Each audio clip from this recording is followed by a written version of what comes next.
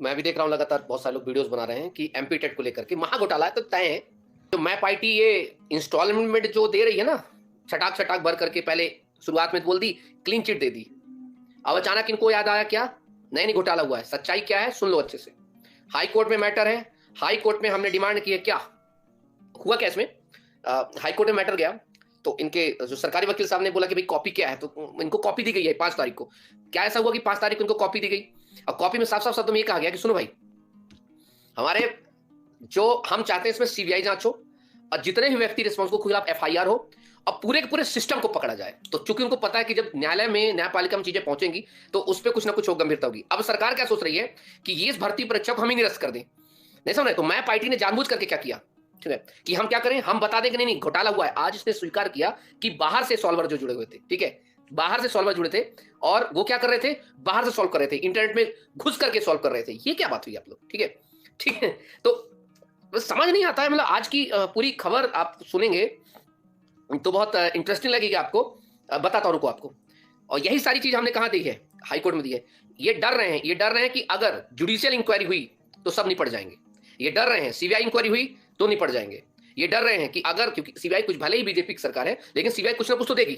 अब जब इनका पहली पेशी हुई, अच्छा अभी तक कुछ नहीं बोल रहे थे इनके मंत्री, क्या बोल रहे थे, कुछ नहीं हुआ, सबको क्लीन चिट मिल गई थी, सब कुछ हो गया था। लेकिन अचानक कैसा हुआ, कुल मिला के इनका 100 का सीधा एक ही है, एक्सपोज हो रहे हैं लोग। तो ये लोग अब नई नई क्या चीज देके आ रहे हैं, नया नया पैतरा। आपको याद है यही मैप आईटी ने 24 घंटे में क्लीन चिट दे दी थी कॉलेज को। अच्छा 1 महीने में अचानक क्या हुआ ऐसा, 100 की सीधी बात, इनको अच्छे से पता है, अच्छे से पता है हम एक्सपोज होंगे और एक्सपोज होंगे तो निपट जाएंगे, और जब निपट जाएंगे तो फिर धरे जाएंगे। चुनाव आ रहा 2023 का। तो अब तुम समझो 100 की सीधी बात। ये क्या चाहते हैं मैं बता रहा हूं। ये मैप आईटी रिपोर्ट दे दी है। अब रिपोर्ट जब दी है कि बाहर से सेंध मारी है, सेंध क्या क्या मारे गए देखते हैं। पात्रता परीक्षा अपात्र तरीका क्या है, पात्रता परीक्षा अपात्र तरीका।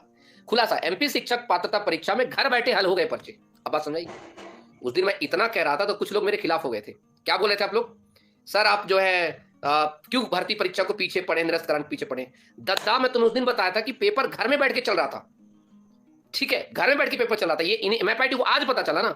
मेरी 1 महीने पहले वीडियो देखो जो एक्सपोज करने वाली बताया था मैंने, कि जिसमें जैसे हमारा सामान्य कंप्यूटर होता है, लैपटॉप होता है, तो लैपटॉप कंप्यूटर हमारे एनी डेस्क है, बाकी सब चीजें होती हैं, ठीक है। मैंने भी थोड़ा बहुत कंप्यूटर पढ़ रखा है, इतना तो ज्ञान है।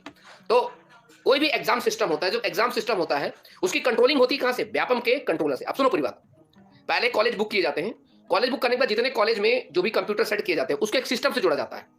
अब वो सिस्टम का कंट्रोल कहां से होता है, जिसे हम कहते हैं बेसिक तौर पर एक हेड कंट्रोल। हेड कंट्रोल मतलब कहां होता है, व्यापम के, ठीक है। अब व्यापम के ऑफिस में बैठ करके व्यक्ति कंट्रोल करता है, मतलब किसी भी कंप्यूटर को छेड़खानी होती है इसको तुरंत पता चले, मतलब कंट्रोल को तुरंत पता चले। अब पेपर डाला जाता है सर्वर में, मतलब भोपाल वाले मेन कंप्यूटर में डाला गया सर्वर में पेपर, वो पेपर पहुंचता है सारे कॉलेजों में, ठीक है। पार्शली मतलब थोड़ी सी अलाउ करते हैं क्या कॉलेज वालों को, ज्यादा नहीं। और अगर वो कुछ भी छेड़छाड़ करते हैं तो तुरंत उन्हें पता चल जाता है। तो भैया ये कौन बंदा है, ये कौन है। जब जब पेपर लीक होकर के बाहर से कंप्यूटर में साइबर कैफे से बैठ करके घर से बैठ के पेपर सॉल्व किया जा रहा है। अब मैप आईटी ने क्या कहा है आज की बात है कि प्रोफेसर जांच बोर्ड की शिक्षक भर्ती वर्ग 3 में यानी पीएमपीटेट परीक्षा में बड़ी धांधली हुई है। वायरल हुए एक स्क्रीनशॉट की जांच कर रही संस्था मैप आईटी ने अपनी प्रारंभिक रिपोर्ट प्रोफेसर जांच बोर्ड को सौंप दी है। जांच रिपोर्ट में रोल नंबर जो है जिस परीक्षार्थी पर्चा वायरल बताया गया, सोचे समझे और संगठित तरीके से सेंधमारी थी। सुनना, सोचे समझे और संगठित तरीके से सेंधमारी थी। जिस सिस्टम का यह स्क्रीनशॉट हुआ, परीक्षा दे रहा स्टूडेंट जो था, ठीक है, काफी महत्वपूर्ण है। अब परीक्षा पर सवाल है, याद करिए हमारे यहाँ के मंत्री इंदर सिंह माननीय परमार साहब क्या बोलते हैं, परीक्षा सब कुछ सही हुई है, परीक्षा बिल्कुल सब कुछ सही हुई है। तो अब बताओ, और हम कुछ नहीं कर सकते। आप परीक्षा रिजल्ट आएगा, फलाना आएगा, ढमकाएगा, हमें पता है किसका किसका सिलेक्शन होगा, हमें तो पहले से पता है। 10-12 लाख जो बेचारी लड़कियां चिल्ला रही सागर में, गलत तो नहीं चिल्ला रही। जांच रिपोर्ट के बाद अब भर्ती पूरी तरह से सवाल में गिर गई है। पहले पीओ अधिकारियों ने कहा था कि प्राथमिक शिक्षक पात्र पर्चे का स्क्रीनशॉट अगर ड्यूरिंग एग्जाम निकलता तो परीक्षा के संबंध में कार्रवाई होगी।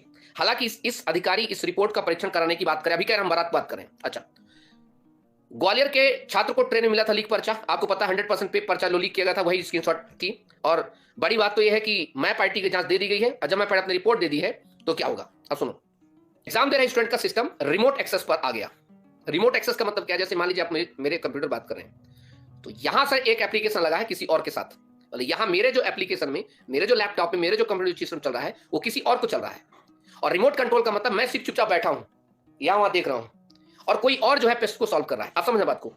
तो जब हम इस अनादर के सिस्टम कहते हैं इंटरनेट की सुविधा थी को कैंपस के बाहर किसी तीसरे कंप्यूटर पर एनी डेस्क के जरिए ऑनलाइन शेयर किया गया। ऐसे बाहर बैठा तीसरा शख्स बगैर केंद्र पर आई ही इस पर्चे को ऑनलाइन हल करता रहा। उसी बाहर वाले सिस्टम के स्क्रीनशॉट था जिसमें टूल बार दिखाई दे। इतने दिन से इनको समझाने का प्रयास कर रहे हैं, यही है, ठीक है, लेकिन नहीं। कैसे पकड़ाई गड़बड़ी? जिस बार पर्चे के समय बताया गया वो एग्जाम सेंटर के बाहर का, लेकिन उसमें दिख रहे सवाल वही है जो एग्जाम सेंटर के अंदर थे। तो साइबर एक्सपर्ट्स का कहना, सुनो साइबर एक्सपर्ट्स ने क्या बताया है कि वायरल पर्चे के ऊपरी हिस्से में दिख रहे टॉप बार में सच छिपा है। गौर से देखा जाए तो पता चलता है कि स्क्रीनशॉट एग्जाम सेंटर की मशीन का नहीं है, ये बाहर की मशीन का, जिसमें एनीडेस्क जैसे एप्लीकेशन का बार और नीचे विंडो टास्क बार डिस्प्ले है। यदि एग्जाम सेंटर की मशीन का होता तो पेपर के अलावा उसमें कुछ नहीं दिखता। तो ये चीजें उजागर हुई, तीन चीजें हुई। परीक्षा, सबसे पहले परीक्षा एजेंसी एडिक्विटी को पकड़ो, सिस्टम इतना फुल प्रूफ नहीं कि इसमें सेंधमारी ना हो पाए। एप्लीकेशन का सिक्योरिटी फायरवॉल का एक्सेस एग्जाम सेंटर को भी मिला हुआ था। अब सोचो, तो यहां पर एनिवेलेटर 25 मार्च को परीक्षक ने एनिवेलेटर ने सिस्टम को रिमोट एक्सेस देने में मदद की। किसकी किसकी भूमिका? तीन लोगों की भूमिका है। पहला, परीक्षार्थी रोल नंबर पास होने के लिए गलत तरीका अपनाया, पहला। दूसरा, एनिवेलेटर जो उस कंप्यूटर को देख रहा है एनिवेलेटर वो भी उसमें इन्वॉल्व था, उसको पकड़ के कूटा जाए सब बता देगा, जहां जहां सूत्रों में लात पड़ेंगे सब सही बताएगा। परीक्षा एजेंसी एडुकेटिव सिस्टम इतना फुल प्रूफ नहीं है कि सेंधमारी ना हो पाए, मतलब एडुकेटिव को पकड़ो और सारे बच्चों का, पहले तो ये जो पूरा मानताना जो भी बच्चों के साथ धोखा हुआ है, सारे बच्चों को कम से कम नहीं तो मानसिक क्षति के तौर पर 10-10 लाख रुपए हर एक बच्चे के अकाउंट में भेजे। मानसिक क्षति के तौर पर 10-10 लाख रुपए हर एक बच्चे के अकाउंट में भेजे, ठीक है, चाहे से जैसे भेजे, ठीक है। एप्लीकेशन के सिक्योरिटी फाइल का एक्सेस एग्जाम सेंटर को भी मिला हुआ था। क्यों मिला हुआ था भाई? क्यों मिला हुआ था? तो जांच से पता चला है कि इसमें किन किन लोगों की भूमिका थी। इसी आधार में इनके खिलाफ एफआईआर होगी। प्रोफेसर एग्जाम बोर्ड के चेयरमैन मलय श्रीवास्तव कहना कि जांच रिपोर्ट का परीक्षण चल रहा है। एफआईआर के सवाल पर नाराज होते हुए कहा कि एक बार परीक्षण हो तो जांच होने पर जब होगी उसके बाद हम करेंगे।